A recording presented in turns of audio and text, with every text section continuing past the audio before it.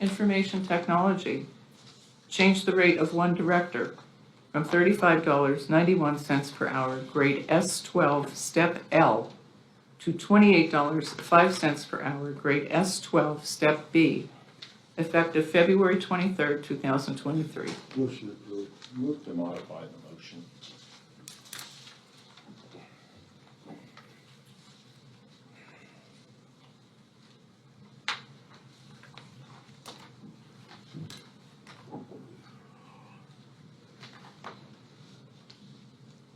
Do we have a second to the modification?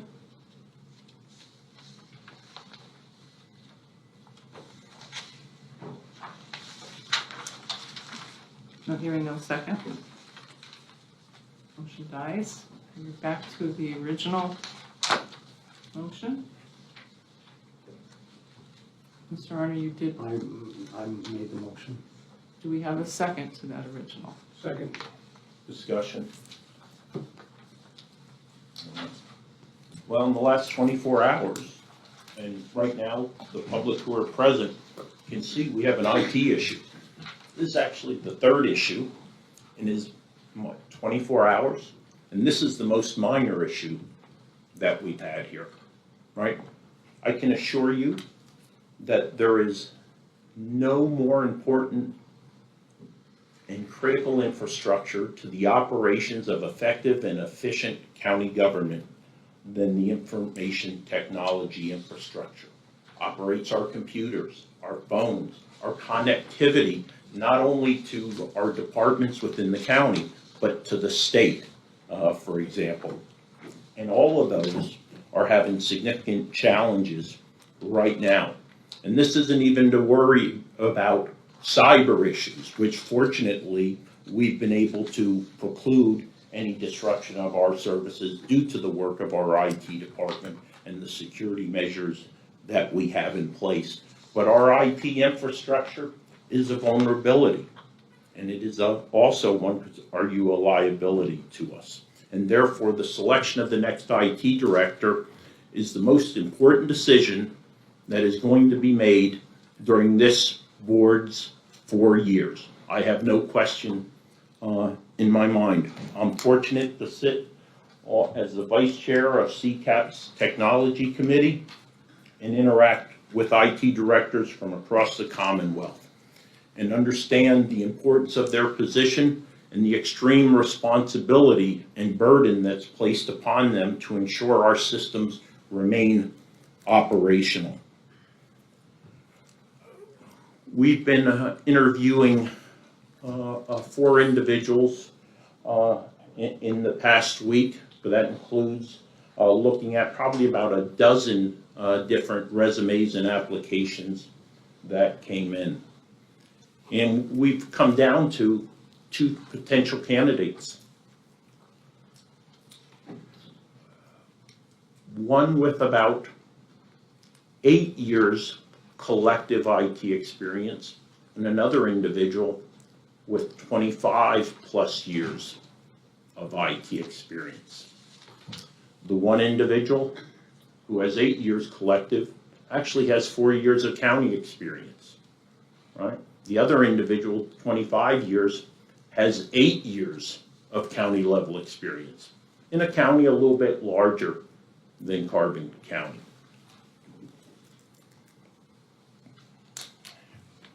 We need a significant change to take place in our IT department, right? And we have that opportunity to make that change, to bring in new ideas, new concepts, new innovation, new platforms, and new integration throughout the county's branches, right? The row officers, the courts, and the Board of Commissioners departments, right? There are around 21 departments.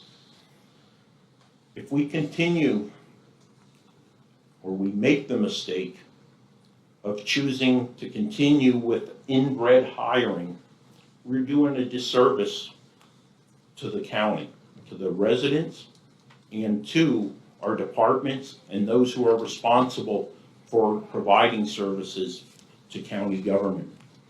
The individual who is being considered at this particular salary, highly competent, think the world of him, work with him regularly, right? Ensure, try to help mentor him in some specific areas, whereas a young IT specialist that was required. We have a very young IT department, one that needs mentoring, leadership development, bringing in new ideas from the private world, from other counties. We have that opportunity to do this today.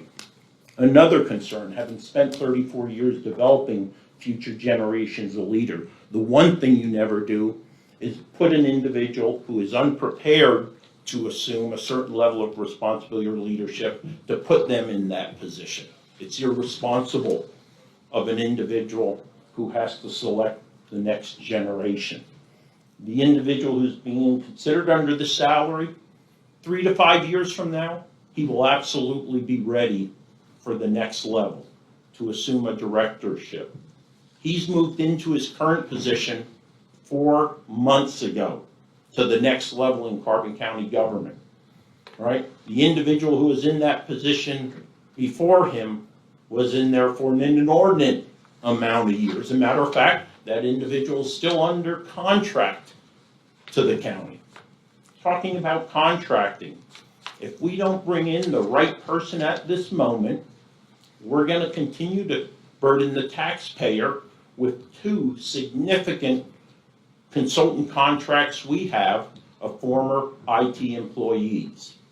We need someone who can come in and quickly absorb the duties and responsibilities, and with the knowledge to take us to the next level. I'm significantly concerned with the candidate who's being considered for this position. Not because I doubt him or question him, but simply because I know we can do much better, and there's a much better candidate out there, head and shoulders above what is being considered. And I find that irresponsible action should we continue to move forward with that selection. I encourage the public to do a right-to-know request to get the applications, the cover letters, the resumes of the individuals. That is authorized to do. It's been done. I know specifically in 2019 when the VA director was hired, there was a private citizen who did a right-to-know act. Get that, look at the candidates, and look at who you would have chosen to assume this great responsibility to ensure the protection and the effective operating of our infrastructure. That's all I have. To begin with, this person that was interviewed did work for another county for several years, 7 years, I believe it was.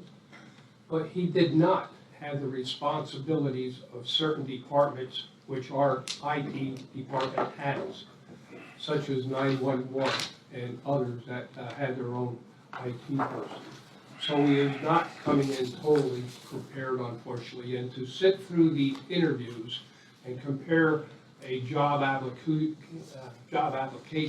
are 2 different things. What you learn in an interview could be a great asset as well. I firmly believe that the person we're picking can do the job.